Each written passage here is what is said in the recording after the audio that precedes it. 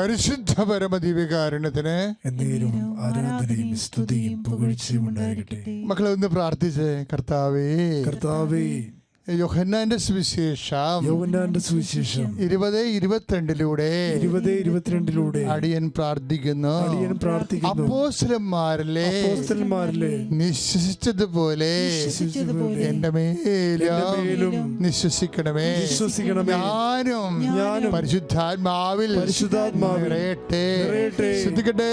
Hallelujah, ഹല്ലേലൂയ, ഹല്ലേലൂയ, ഹല്ലേലൂയ. സ്നേഹന്മാരിൽ നിറഞ്ഞപ്പോ ശക്തി നൽകണേ. സ്നേഹന്മാരിൽ നിറഞ്ഞപ്പോ ശക്തി നൽകണേ. എന്തിനാ നിശ്വസിക്കണത്? ഇപ്പം സങ്കീർത്തനം പറഞ്ഞില്ലേ, കർത്താവേ എന്നെ നിശ്വസിക്കണമേ, എനിക്ക് അരൂപിയെ നൽകണമേ. കർത്താവെ അങ്ങയുടെ അരൂപിയെ അയക്കണമേ. ഈ ഭൂമുഖം നവീകരിക്കപ്പെടട്ടെ. സങ്കീർത്തനം 130. എന്തിനാണ് അരൂപിയെ അയക്കണത്? സങ്കീർത്തനം 130. കർത്താവെ അങ്ങയുടെ അരൂപിയെ അയക്കണമേ. എന്തിനാണ് അയക്കണത്? ഭൂമുഖം നവീകരിക്കപ്പെടട്ടെ.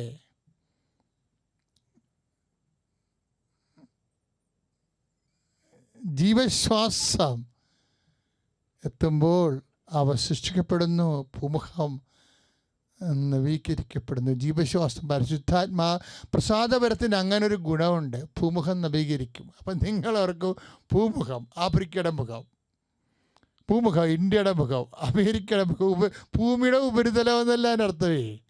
മനുഷ്യൻ്റെ മനസ്സാണ്. മനുഷ്യൻ്റെ മനസ്സിന് വെളിവ് വരട്ടെ എന്നാണ്. പരിശുദ്ധാത്മാവിൻ്റെ ഒരു ഗുണവതാണ്. മനുഷ്യൻ്റെ മനസ്സിന് വെളിവ് വരും. എന്ത് ചെയ്യണം, എങ്ങനെ ചെയ്യണം. ഇപ്പം നമുക്ക് തന്നെ ഇപ്പോൾ കൊറോണ കൂടിക്കൂടി വരികയല്ലേ, അല്ലേ? ശരിക്കും നമ്മൾ 5 കൊറോണ ഉണ്ടായ സമയത്ത് 5 വാതിലും പൂട്ടി അകത്തിരുന്ന ആൾക്കാർ ഇപ്പം 5000 കൊറോണ മരണങ്ങളുണ്ടാകുന്ന സമയത്ത് 50 വാതിലും തുറന്ന് പുറത്തേക്ക് ചാടുകയല്ലേ. എന്നിട്ട് ഗവൺമെൻറ് കഴുത്തേക്ക് അറിയണം, പള്ളി തുറക്കൂ, വീട് തുറക്കൂ, ഞങ്ങളെ പുറത്തേക്ക് വരട്ടെ, ഇങ്ങനെ വിമാനം കൊണ്ടുപോവാ, വിമാനത്തിൻ്റെ റേറ്റ് കുറക്കൂ. നിങ്ങൾ ഗവൺമെൻറ്റിനെ സമ്മർദ്ദത്തിലാക്കരുത്. ഗവൺമെൻറ്റിനെ സമ്മർദ്ദത്തിലാക്കരുത്. അവരാണ് അധികാരികളെ. വേറെ ഒരു ഉദ്ദേശത്തിലുമല്ല ഗവൺമെൻറ് അങ്ങനെ ചെയ്യണത്. ഗവൺമെൻറ് തന്നെ ഇപ്പോഴ് ഇത് എന്ത് ചെയ്യണമെന്ന് അറിയാൻ പല വിഷമിക്കേണ്ട ഒരു സമയമാണ്. നമ്മൾ സർക്കാരിന് വേണ്ടി മര്യാദയ്ക്ക് പ്രാർത്ഥിക്കേണ്ട സമയമാണിത്. എന്തിനാണെന്നറിയാവോ? അങ്ങയുടെ അരൂപിയെ അയക്കുക. ഭൂമുഖം നവീകരിക്കപ്പെട്ടെന്ന് വെച്ച് കഴിഞ്ഞാൽ എൻ്റെ അർത്ഥം എന്താണ്? ഭൂമിയുടെ മുഖത്ത് വ്യത്യാസം ഉണ്ടാകാനല്ല, മനുഷ്യൻ നവീകരിക്കപ്പെടണം. അവന് വെളിവ് കിട്ടണം. അധികാരികൾക്കായാലും സമൂഹത്തിനായാലും ഈ ഒരു പ്രതിസന്ധിയെ അതിജീവിക്കാനുള്ള കൃപ കിട്ടാൻ വേണ്ടി സ്തുതിക്കട്ടെ. ഹല്ലേലൂയ, യേശുവേ സ്തോത്രം. ഹല്ലേലൂയ, ഹല്ലേലൂയ, ഹല്ലേലൂയ, ഹല്ലേലൂയ. വെളിച്ചം പകരണമേ, വെളിവു നിറയ്ക്കണമേ, വിവേകമേകണമേ, വിജ്ഞാനദായകനേ. വെളിച്ചം പകരണമേ, വെളിവു നിറയ്ക്കണമേ, വിവേകമേകണമേ, വിജ്ഞാനദായകനേ. ശ്രദ്ധിക്കട്ടെ. ഹല്ലേലൂയ, ഹല്ലേലൂയ. യേശുവേ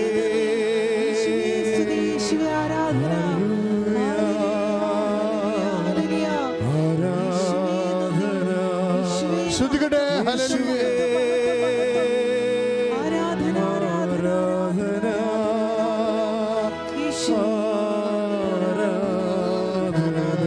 ശ്രദ്ധിക്കട്ടെ.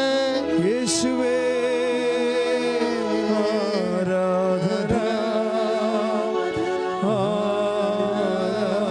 സന്തോഷത്തോടെ ശ്രദ്ധിക്കട്ടെ. ഹല്ലേലൂയ, ഹല്ലേലൂയ, ഹല്ലേലൂയ. ഹല്ലേലൂയ. യേശുവേ ആരാധന ആരാധന ആരാധന. ഹല്ലേലൂയ ഹല്ലേലൂയ ഹല്ലേലൂയ. യേശുവേ ആരാധന. യേശുവേ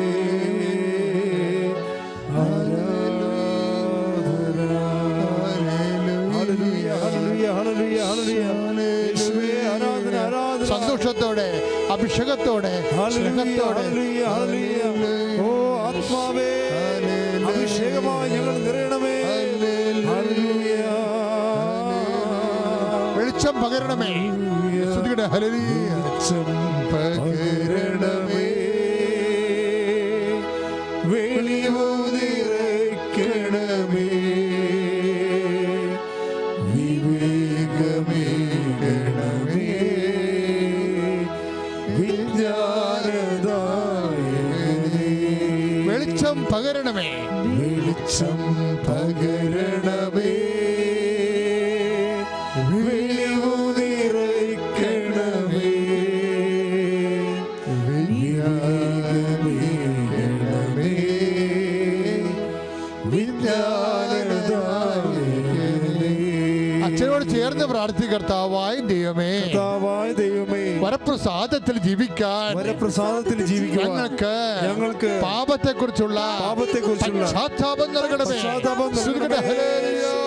ഹല്ലേലൂയ ഹല്ലേലൂയ ഹല്ലേലൂയ. വെളിച്ചം പകരണമേ, വെളിവു നിറയ്ക്കണമേ, വിവേകമേകണമേ, വിജ്ഞാനദായകനേ. വെളിച്ചം പകരണമേ, വെളിച്ചം പകരണമേ, വെളിവു നിറയ്ക്കണമേ, വിവേകമേകണമേ, വിജ്ഞാനദായകനേ.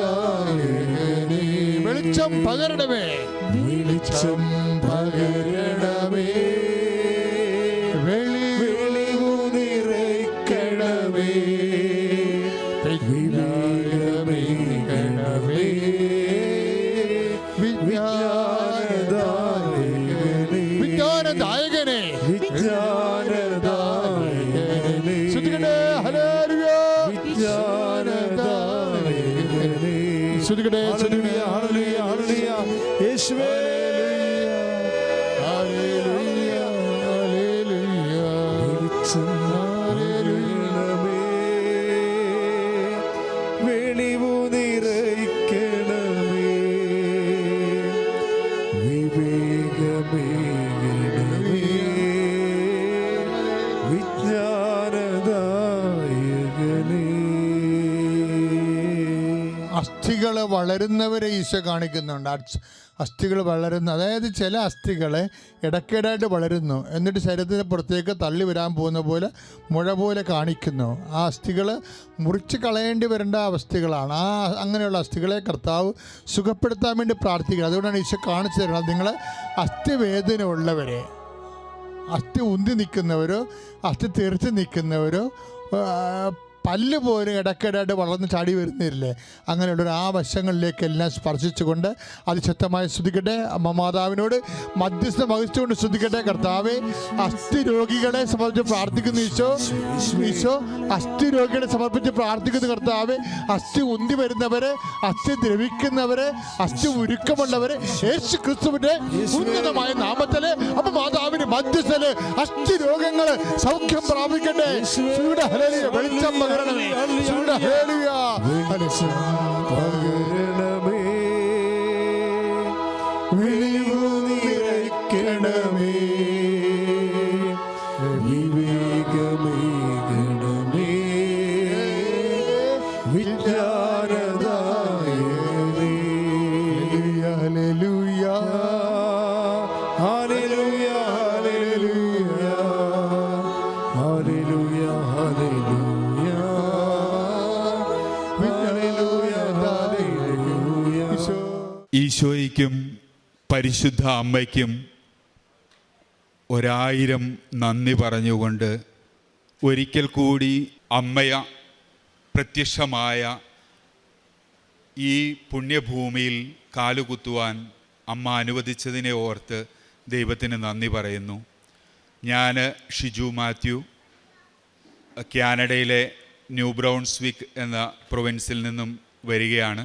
2025 മാർച്ച് 14 ഞാൻ ആദ്യമായി ഇവിടെ വന്ന് ഉടമ്പടി എടുത്ത് പ്രാർത്ഥിച്ച് അനുഗ്രഹം പ്രാപിച്ചു പോയതിൻ്റെ ഒരു പിന്തുടർച്ച പറയുവാൻ വേണ്ടിയാണ് ഞാൻ ഇന്നിവിടെ വന്നിരിക്കുന്നത്. 10 വർഷത്തിന് മേലെയായി എന്നെ അലട്ടിക്കൊണ്ടിരുന്ന പാങ്ക്രിയാറ്റൈറ്റിസിൻ്റെ ഒരു അസുഖമുണ്ടായിരുന്നു. ഈ 10 വർഷത്തിനിടയ്ക്ക് നിരവധി ആശുപത്രികളിൽ കൂടി പോയി അതിനുള്ള ട്രീറ്റ്മെൻറ്റൊക്കെ ചെയ്തെങ്കിലും അതിൻ്റെ കാരണം കണ്ടുപിടിക്കുവാൻ ഇന്നേ വരെ ആർക്കും കഴിഞ്ഞിട്ടില്ലായിരുന്നു. ഇവിടെ വന്ന് ഉടമ്പടി എടുത്ത് നാട്ടിൽ പോയി ഒരു സ്കാൻ ചെയ്ത് കഴിഞ്ഞപ്പോൾ എൻ്റെ പാങ്ക്രിയാസിനകത്ത് നിറയെ കല്ലുകൾ രൂപപ്പെട്ടിരിക്കുന്നു. ആദ്യം മുതലേ ഡോക്ടേഴ്സൊക്കെ പറയുന്നൊരു കാര്യമുണ്ടായിരുന്നു, എന്തെങ്കിലും രീതിയിൽ ഒരു കാരണം കണ്ടുപിടിച്ചാൽ നമുക്കിതിന് ചികിത്സ ചെയ്യാമെന്ന്. അതിന് 3 മാസം മുമ്പ് വരെ സ്കാനിങ്ങും എല്ലാം ചെയ്തിട്ടും ഒരു കാരണവും കണ്ടുപിടിക്കാതിരുന്നിട്ടും ഇവിടെ വന്ന് ഉടമ്പടി എടുത്തതിന് ശേഷം ചെയ്ത ആ സ്കാനിങ്ങിൽ ഈ ഒരു സ്റ്റോണുകൾ കണ്ടെത്തുകയും അത് നീക്കം ചെയ്ത് എൻ്റെ എല്ലാ പ്രോബ്ലങ്ങൾക്കും ഇന്നുവരെ ഒരു ശാശ്വതമായ പരിഹാരം തന്ന അമ്മയ്ക്ക് 1000 നന്ദി പറയുന്നു. അതിനുശേഷം അതിനു മുമ്പ് ഒരു 3 മാസം 4 മാസമൊക്കെ കൂടുമ്പോൾ കഠിനമായ വേദന വന്നുകൊണ്ടിരുന്നതാണ്. ഇപ്പോൾ 6 മാസമായി ദൈവാനുഗ്രഹത്താൽ ഞാൻ ഇതുവരെ യാതൊരുവിധ വേദനയും അനുഭവിക്കേണ്ടി വന്നിട്ടില്ല. ഒരിക്കൽ കൂടി അമ്മയ്ക്കും ദൈവ തിരുകുമാരനും നന്ദി പറയുന്നു. അതുപോലെ തന്നെ അടുത്തതായി എനിക്ക് പറയുവാനുള്ളത്, എൻ്റെ ജീവിതത്തിൽ ഈ ഉടമ്പടി എടുത്തതിന് ശേഷം വന്ന വലിയ മാറ്റത്തെക്കുറിച്ചാണ്. പലപ്പോഴും നിരാശയും അല്ലെങ്കിൽ ഡിപ്രഷൻ്റെയൊക്കെ സ്ഥലങ്ങളിലൂടെ കടന്നു പോയിക്കൊണ്ടിരുന്നപ്പോൾ, അല്ലെങ്കിൽ വേറൊരു അവസ്ഥയിലൂടെ ഓരോ അസുഖങ്ങളും അല്ലെങ്കിൽ ഓരോ പ്രതീക്ഷ ഇല്ലാത്ത അവസരങ്ങളും വരുമ്പോൾ പലപ്പോഴും ദൈവത്തിൽ നിന്ന് അല്ലെങ്കിൽ ഒരു പ്രാർത്ഥനയിൽ പോലും വിശ്വാസമില്ലാത്ത അവസ്ഥകളിലൂടെയൊക്കെ കടന്നു പോയിട്ടുണ്ടെങ്കിലും ഇപ്പോൾ ഞാനും എൻ്റെ കുടുംബവും പൂർണ്ണമായും വിശ്വസിക്കുന്നു, ഓരോ വേദനകളും ഓരോ ക്ലേശങ്ങളും യാതനകളുടെയും അപ്പുറം ദൈവം നമുക്കായി ഒരുക്കിയ പ്രത്യാശയുടെ ആ ഒരു പുണ്യഭൂമി നമുക്കായി കാത്തിരിപ്പുണ്ടെന്ന്. ആ ഭൂമിയിലേക്കുള്ള പ്രയാണത്തിനിടയിൽ ചെറിയ കല്ലുകളും മുള്ളുകളും എനിക്ക് എന്നും ആ സഹനത്തിൻ്റെ പാത എന്നും ഒരു പ്രചോദനമായിക്കൊണ്ട് ഇപ്പോൾ മാറിയിരിക്കുകയാണ്. അത് ഈ പുണ്യഭൂമിയിലെ ഇവിടെ പ്രത്യക്ഷയായ പരിശുദ്ധ അമ്മയുടെ സന്നിധിയിൽ വന്ന് സഞ്ചാര ഉടമ്പടി എടുത്തതിന് ശേഷം എൻ്റെ ജീവിതത്തിലുണ്ടായ വലിയ ഒരു മാറ്റമാണ്. അതുകൂടാതെ തന്നെ പിന്നീട് ഞങ്ങളുടെ കുടുംബത്തിൽ സംഭവിച്ച വലിയൊരു കാര്യം എന്ന് പറഞ്ഞിട്ടുണ്ടെങ്കിൽ, ഞങ്ങളിപ്പോൾ ഏകദേശം 2 വർഷമായി കാനഡയിൽ സ്ഥിരതാമസമാണ്. ഞങ്ങൾ ഒരു 6 മാസം മുമ്പ് ഞങ്ങളിവിടെ വന്ന് ഉടമ്പടി എടുത്തപ്പോൾ ഞാൻ ഒരു നിയോഗം വെച്ചിരുന്നത് ഞങ്ങൾക്ക് അനുയോജ്യമായ ഒരു ഭവനം നൽകി അനുഗ്രഹിക്കണമെന്നായിരുന്നു. ഞങ്ങൾ ചെന്ന് ജോലിക്കൊക്കെ കയറിയതിന് ശേഷം വീട് അന്വേഷിക്കാൻ തുടങ്ങി. ഒരു 4 മാസം കൊണ്ട് പരിശുദ്ധ അമ്മയുടെ സാന്നിധ്യമുള്ള ഒരു മനോഹരമായ ഭവനം ഞങ്ങൾക്ക് നൽകി അനുഗ്രഹിച്ചു. ഞങ്ങൾ അവിടെ വീടുകളൊക്കെ കാണാൻ പോകുമ്പോൾ ഞാൻ ഇവിടെ നിന്ന് പരിശുദ്ധ അമ്മയുടെ ഒരു തിരുസ്വരൂപം വാങ്ങിക്കൊണ്ട് പോയിട്ടുണ്ടായിരുന്നു. ഞങ്ങളുടെ വണ്ടിയിൽ ആ അമ്മയുടെ തിരുസ്വരൂപം ഏറ്റവും മുമ്പിലായിട്ട് വെച്ചിട്ടുണ്ടാവും. ആ ഓരോ വീടിൻ പോയി കാണുമ്പോൾ ആ രൂപവുമായിട്ട് ഞങ്ങൾ ആ വീടിൻ്റെ കോമ്പൗണ്ടിൽ ഇറങ്ങിയിട്ട് പറയും, അമ്മേ ഒന്ന് നോക്കിയേക്കണേ, ഈ വീട് അമ്മയ്ക്ക് ഇഷ്ടമുള്ളതാണെങ്കിൽ, അമ്മ ആഗ്രഹിക്കുന്നതാണെങ്കിൽ ഞങ്ങൾക്ക് നൽകി അനുഗ്രഹിക്കണമേ എന്ന്. ഓരോ വീടിൻ്റെയും ആ നടയിലേക്ക് കയറുന്നതിന് മുമ്പായി ഒരല്പം ഉപ്പ് എടുത്ത് ആരും ചവിട്ടാത്ത ഒരു സ്ഥലത്ത് ഇട്ട് ഞങ്ങൾ പ്രാർത്ഥിച്ച് വീടുകൾ നോക്കിക്കൊണ്ടിരുന്നു. അങ്ങനെ ഒരു വീട് കണ്ടു. ഞങ്ങൾക്ക് എല്ലാവർക്കും വളരെ ഇഷ്ടമായി. പക്ഷേ ഞങ്ങളുടെ മനസ്സിൽ തോന്നി, ഇത് വലിയൊരു വീടാണ്, ഞങ്ങൾക്ക് താമസിക്കുവാൻ ഞങ്ങൾക്ക് അതിനകത്ത് യോഗ്യതയുണ്ടോ എന്നുള്ള ഒരു സന്ദേഹത്തിൽ ഞങ്ങളതിന് ഒരു മറുപടിയും കൊടുക്കാതെ ഞങ്ങൾ ഒഴിവായി. മാതാവിൻ്റെ അത്ഭുതം എന്ന് പറയട്ടെ, 1 മാസത്തിന് ശേഷം അതേ ഭവനം തന്നെ ഞങ്ങൾക്ക് മാതാവ് തന്ന് അനുഗ്രഹിച്ചു. ഞങ്ങൾക്ക് ഒതുങ്ങുന്ന ഒരു ബഡ്ജറ്റിൽ ഞങ്ങൾക്ക് അനുയോജ്യമായ ആ ഭവനം തന്നതിന് അമ്മയ്ക്ക് നന്ദി സൂചകമായിട്ട് ആ ഭവനത്തിലേക്ക് കയറി വരുമ്പോൾ ഇടതുവശത്തായിട്ട് ഏറ്റവും പ്രധാനപ്പെട്ട ഒരു മുറി തന്നെ ഞങ്ങൾ അമ്മയുടെ സാന്നിധ്യത്തിന് വേണ്ടി ഒരു പ്രാർത്ഥനാ മുറിയായിട്ട് മാറ്റി അതിനെ ഞങ്ങൾക്ക് അമ്മയുടെ സമ്മാനത്തിന് നന്ദിയായിട്ട് ഞങ്ങൾ അർപ്പിച്ചിരിക്കുകയാണ്.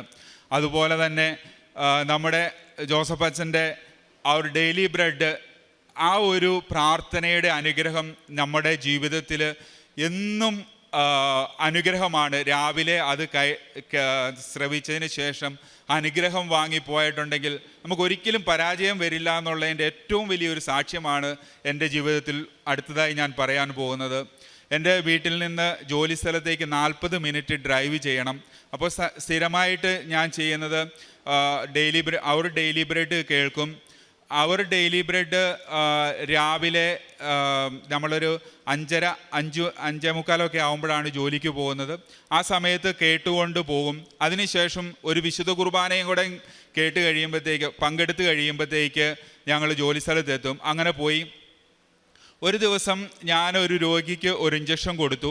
അതൊരു പ്രത്യേകതരം ഇഞ്ചക്ഷനാണ്. 3 മാസം കൂടുമ്പോൾ ക്യാൻസർ രോഗിക്ക് കൊടുക്കുന്ന ഒരു ഇഞ്ചക്ഷനാണ്.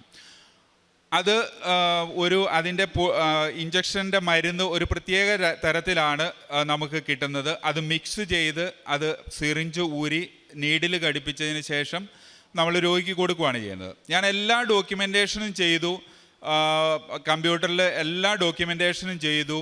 പക്ഷേ ബുക്കിൽ മെഡിസിൻ കൊടുത്ത ഭാഗത്ത് സൈൻ ചെയ്യാൻ മറന്നുപോയി. പിറ്റേ ദിവസം എന്നെക്കാളും വളരെ സീനിയറായിട്ടുള്ള ഒരു നേഴ്സ് വന്നു. ആ നേഴ്സ് ബുക്ക് നോക്കി.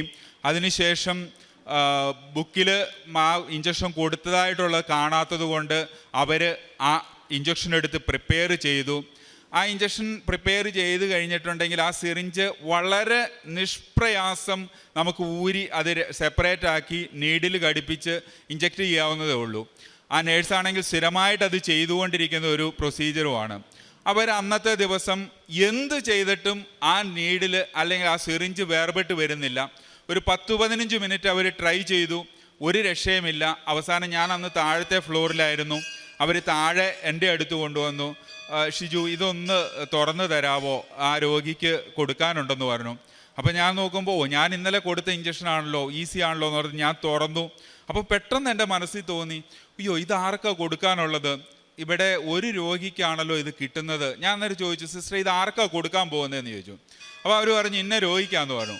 ഞാൻ പറഞ്ഞു, അയ്യോ ഞാനത് ഇന്നലെ കൊടുത്തതാണല്ലോ, ഞാൻ കമ്പ്യൂട്ടറിലെല്ലാം സൈൻ ചെയ്തിട്ടുണ്ട്. പക്ഷെ അവർ പറഞ്ഞു ബുക്കിൽ സൈൻ ചെയ്തിട്ടില്ല, അതുകൊണ്ടാണ് ഞാനിത് കൊടുക്കാൻ വന്നതെന്ന്. പരിശുദ്ധ അമ്മ സഞ്ചാരി മാതാവായി അവിടെ വന്ന് ആ ഒരു നീഡിൽ തുറക്കാൻ സാധിക്കാതെ എൻ്റെ അടുക്കൽ വന്നതുകൊണ്ട് മാത്രമാണ് വലിയൊരു പ്രോബ്ലത്തിൽ നിന്ന് ഞാൻ രക്ഷപ്പെട്ടതെന്ന് ഞാൻ ഉറച്ചു വിശ്വസിക്കുന്നു. അതിൻ്റെ ഏറ്റവും പ്രധാന കാരണം ഞാൻ സ്ഥിരമായി പങ്കെടുക്കുന്ന ആ ഒരു ഡെയിലി ബ്രെഡാണ്. അത് നമ്മുടെ ജീവിതത്തിൽ കൊണ്ടുവരുന്ന അത്ഭുതങ്ങൾക്ക് ഒരിക്കലും ഒരു തടസ്സമില്ലാത്ത അത്ഭുതമാണ്. നമുക്ക് അതിനുവേണ്ടി എല്ലാവർക്കും ഇനിയും ആ ഒരു ഡെയിലി ബ്രെഡും എൻ്റെ ജീവിതത്തിൽ ഒരിക്കലും ഇനി അത് മുടക്കില്ല എന്നുള്ള ഒരു പ്രതിജ്ഞയിലാണ് ഞാനിപ്പോഴും മുൻപോട്ട് പോയിക്കൊണ്ടിരിക്കുന്നത്. ഇത്രയൊക്കെയാണ് പരിശുദ്ധ അമ്മയും തിരുക്കുമാരനും എൻ്റെ ജീവിതത്തിൽ ചൊരിഞ്ഞ ഒരു നിരവധിയായ അത്ഭുതങ്ങൾ. അതുകൂടാതെ തന്നെ ഞാൻ പ്രത്യേകമായിട്ട് പറയാൻ ആഗ്രഹിക്കുന്ന ഒരു കാര്യമുണ്ട്. നമ്മുടെ 2 ആഴ്ച കൂടുമ്പോഴുള്ള നമ്മളുടെ കുമ്പസാരത്തെക്കുറിച്ചാണ് അത് പറയാനുള്ളത്. എൻ്റെ ജീവിതത്തിൽ ഞങ്ങൾ കുമ്പസാരിക്കാൻ പോകുന്ന ഒരു ഇംഗ്ലീഷ് അച്ഛനാണ്, വളരെ പ്രായമുള്ള ഒരു അച്ഛനാണ്.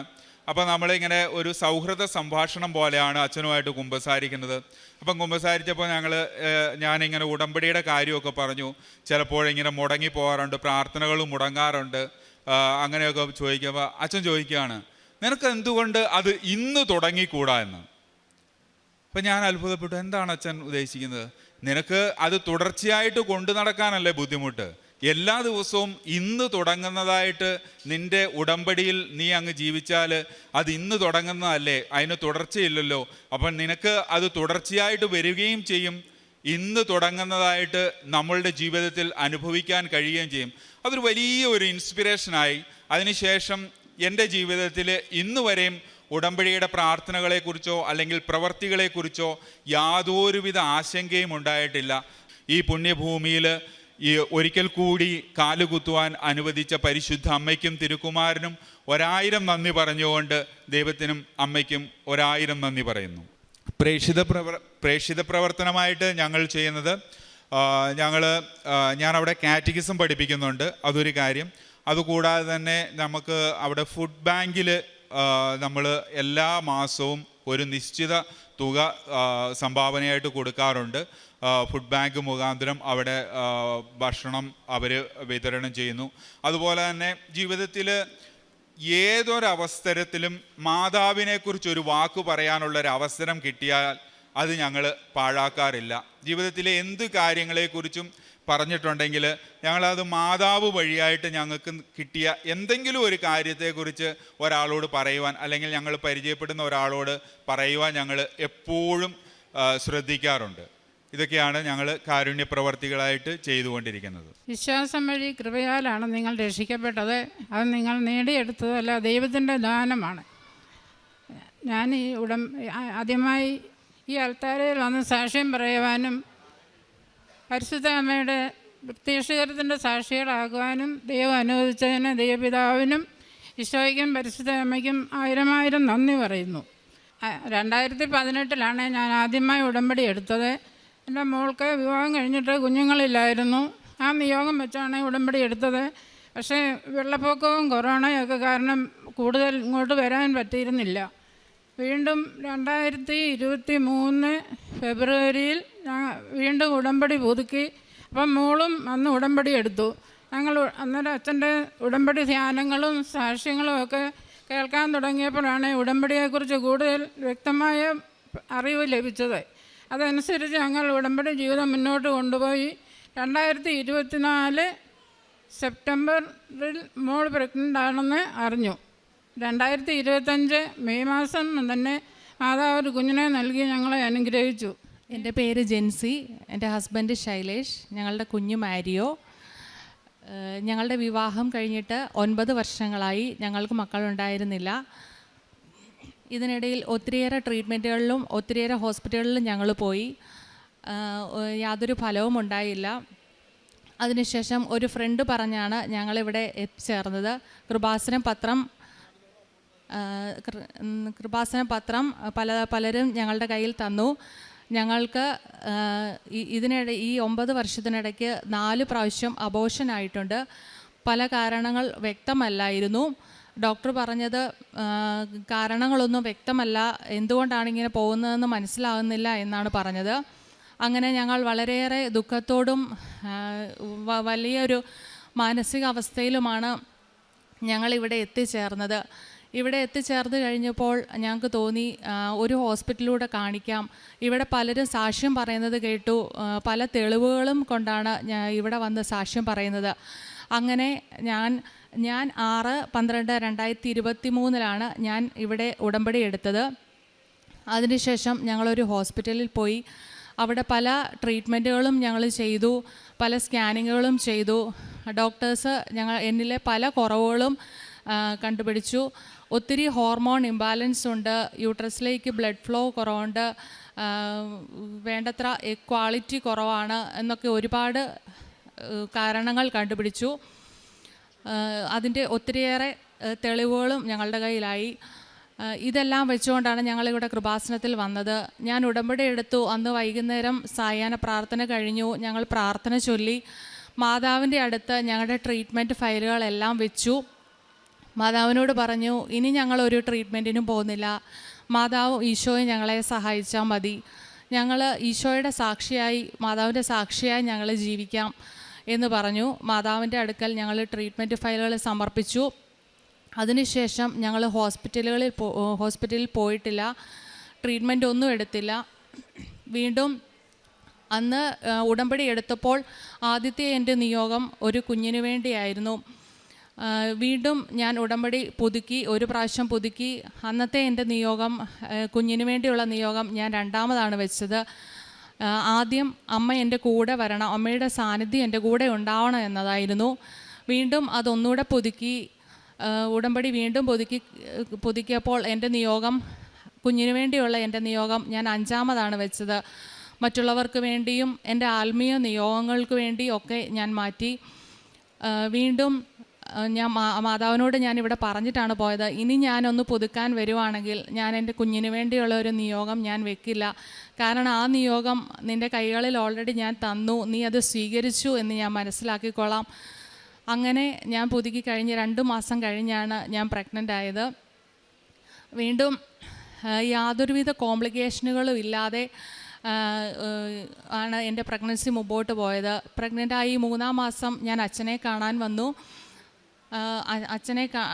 വന്നു. ദിവസേന ഞങ്ങൾ ഉടമ്പടി എടുത്ത അന്ന് മുതൽ വിശുദ്ധ കുർബാനയും ഉടമ്പടി വസ്തുക്കളും മാത്രമാണ് ഞങ്ങൾ ഉപയോഗിച്ചത്. ഉടമ്പടി തൈലം എന്നും വയറ്റിൽ പുരട്ടി പ്രാർത്ഥിക്കുമായിരുന്നു. ഇവിടെ അച്ഛനെ കാണാൻ വന്നു. അച്ഛൻ പറഞ്ഞു, ഞങ്ങൾക്ക് വെഞ്ചരിച്ച കാശുരൂപം തലയിണയ്ക്കുള്ളിൽ വെച്ച് പ്രാർത്ഥിക്കണമെന്ന് പറഞ്ഞു. ആരോഗ്യമുള്ള ഒരു കുഞ്ഞിന് വേണ്ടിയും അമ്മയ്ക്ക് വേണ്ടിയും പ്രാർത്ഥിച്ചാണ് വിട്ടത്. അങ്ങനെ യാതൊരുവിധ കോംപ്ലിക്കേഷനും ഇല്ലാതെ എൻ്റെ പ്രഗ്നൻസി മുമ്പോട്ട് പോയി. ഒരു നോർമൽ ഡെലിവറി തന്ന് ഈശോയും അമ്മമാതാവും ഞങ്ങളെ അനുഗ്രഹിച്ചു. ഞങ്ങളവന് മാരിയോ എന്നാണ് പേരിട്ടിരിക്കുന്നത്. പരിശുദ്ധ അമ്മയുടെ സ്നേഹത്തിനും ബഹുമാനത്തിനും ആയിട്ട് ഞങ്ങൾ മാരിയോ എന്നവനെ വിളിക്കുന്നു. ഞങ്ങളുടെ ഉടമ്പടി ജീവിതം പറയുകയാണെങ്കിൽ അച്ഛൻ്റെ ഉടമ്പടി ധ്യാനമായിരുന്നു ഞങ്ങളുടെ വലിയ പ്രതീക്ഷയും ശക്തിയും. എപ്പോഴൊക്കെ തളർന്നു പോകുന്നോ അപ്പോഴൊക്കെ അച്ഛൻ്റെ പ്രത്യാശയുള്ള സാക്ഷികളും അച്ഛൻ്റെ ഉടമ്പടി ധ്യാനവുമായിരുന്നു ഞങ്ങൾക്ക് ശക്തി പകർന്നുകൊണ്ടിരുന്നത്. വിശുദ്ധ കുർബാന മുടക്കം കൂടാതെ എല്ലാ ദിവസവും ഞങ്ങൾ കൂടിക്കൊണ്ടിരുന്നു. വിശുദ്ധ കുർബാനയിൽ നിന്നുള്ള ശക്തി മാത്രമാണ് ഞങ്ങളെ നയിച്ചുകൊണ്ടിരുന്നത്. 2 ആഴ്ച കൂടുമ്പോൾ കുമ്പസാരിക്കും. ഉടമ്പടി കാരുണ്യ പ്രവർത്തികൾ, ഞാനൊരു നേഴ്സാണ്, അപ്പോൾ ഹോസ്പിറ്റലിൽ പ്രധാനമായിട്ട് രോഗികളുടെ ഇടയിൽ ശുശ്രൂഷ ചെയ്തു വന്നുകൊണ്ടിരുന്നത്. ആവശ്യമായ എല്ലാ സഹായങ്ങളും വേണ്ടവരെ കണ്ടെത്തി കൊടുക്കുകയും അവർക്ക് ആവശ്യമായ സഹായങ്ങൾ ചെയ്തു പോരുകയും ചെയ്തു പോന്നു. ഒത്തിരിയേറെ സൗഖ്യങ്ങളും അനുഭവങ്ങളും പേഷ്യൻസ് തന്നെ എന്നോട് പങ്കുവെച്ച് ഞാൻ കേട്ടിട്ടുണ്ട്.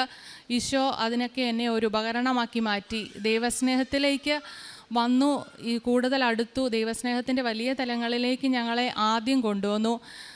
മക്കളില്ലാത്ത ഒരു ശൂന്യതയുടെ അവസ്ഥയിൽ നിന്നും ഈശോ ദൈവസ്നേഹത്തിൻ്റെ വലിയൊരു തുറവിയിലേക്ക് ഞങ്ങളെ കൂട്ടിക്കൊണ്ടു വന്നു എന്നതാണ് ആദ്യം സംഭവിച്ചത്. അതിനുശേഷമാണ് ഞങ്ങൾക്ക് ഈശോ കുഞ്ഞിനെ നൽകി അനുഗ്രഹിച്ചത്. അങ്ങനെ കാരുണ്യ പ്രവർത്തികളും ഗവൺമെൻറ് ഹോസ്പിറ്റലുകളിൽ പോവുകയും വേണ്ട ഭക്ഷണ സാധനങ്ങളും ആവശ്യമായതെല്ലാം കൊടുക്കുകയും ചെയ്തു പോന്നു. ഇവിടുത്തെ പത്രം, ഞങ്ങൾ കൃപാസനം പത്രം എല്ലാ മാസവും ഞങ്ങളിവിടെ വരുമായിരുന്നു, വാങ്ങിച്ചുകൊണ്ട് പോയി എല്ലാവർക്കും കൊടുക്കും. എനിക്ക് തോന്നുന്നത് എളിമയിലൂടെ വളരാൻ എന്നെ ഒത്തിരിയേറെ അത് സഹായിച്ചു. ഈശോയ്ക്കും പരിശുദ്ധ അമ്മ മാതാവിനും തന്ന അനുഗ്രഹത്തിനൊക്കെ ഒരുപാട് നന്ദി പറയുന്നു.